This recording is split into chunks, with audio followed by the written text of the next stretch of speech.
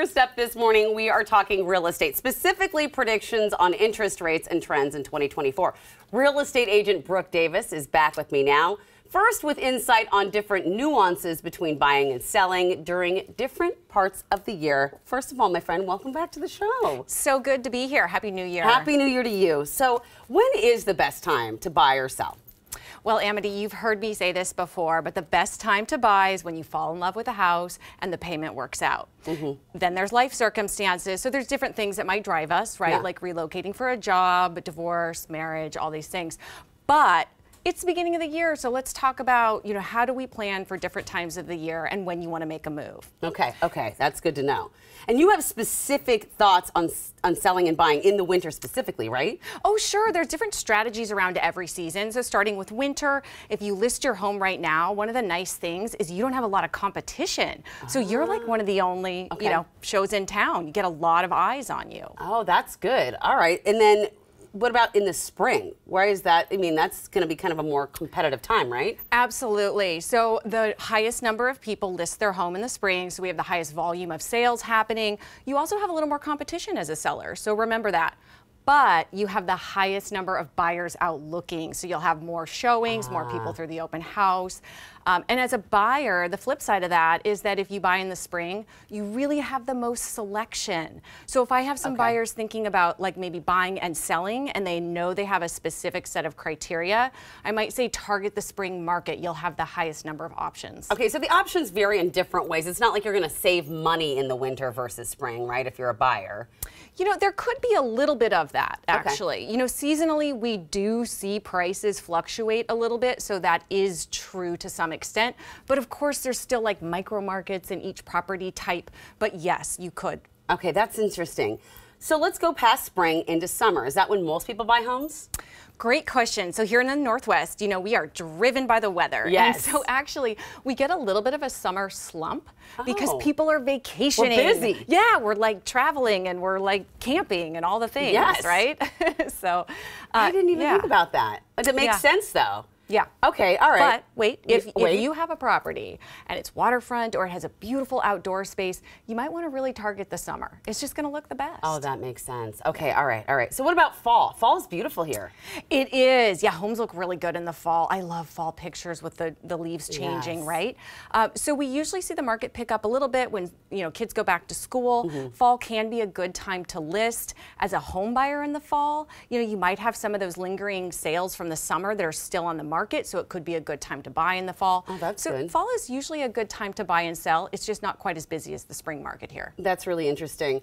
I've noticed more and more for sale signs seeming to stay up longer than they used to in Seattle. Are we seeing that right now?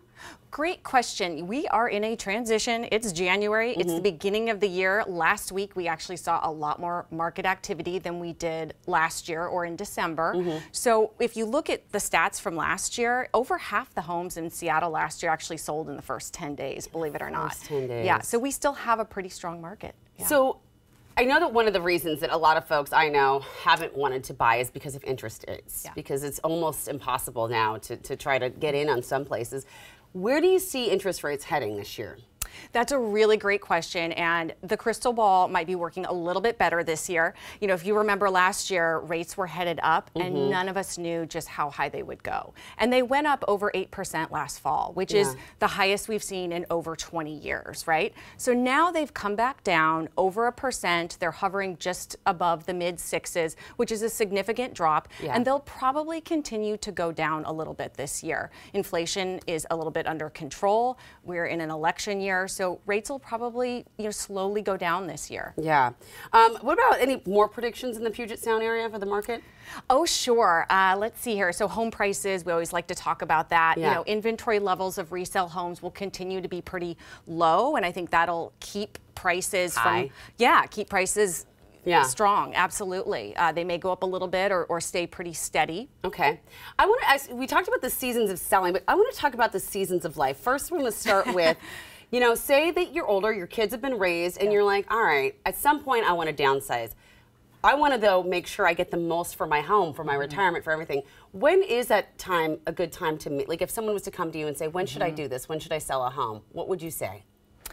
I love targeting earlier in the year, you know, either the early spring market or even starting right around now. You're getting a lot of eyes on your house.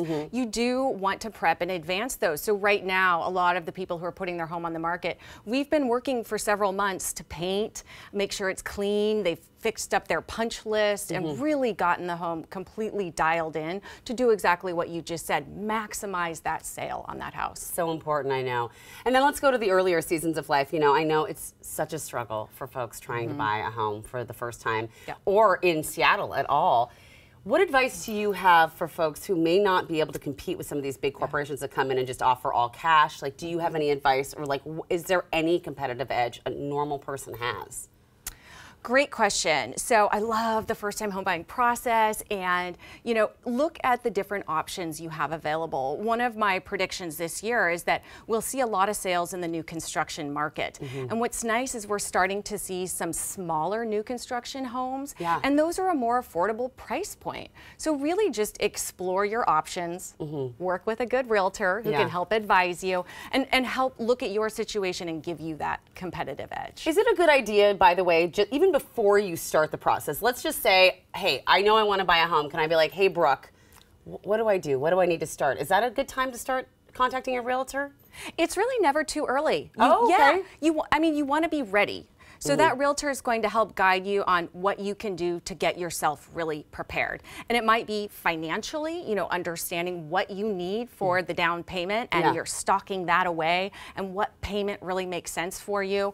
And then the fun stuff, you get to like kind of narrow down what's important to you, because you may have to compromise on some criteria. So really decide like what is most important to you about that house. Well, it sounds like what's really important is building a relationship with a really good real estate agent. So, Brooke, thank you so much. By the way, she's mine, by the way. I'm just telling you now. Thank you. I really appreciate you taking the time to share all this with us. It's so crazy out there, and you help keep it under control. Thank you, Amity. It's good to see you. Absolutely.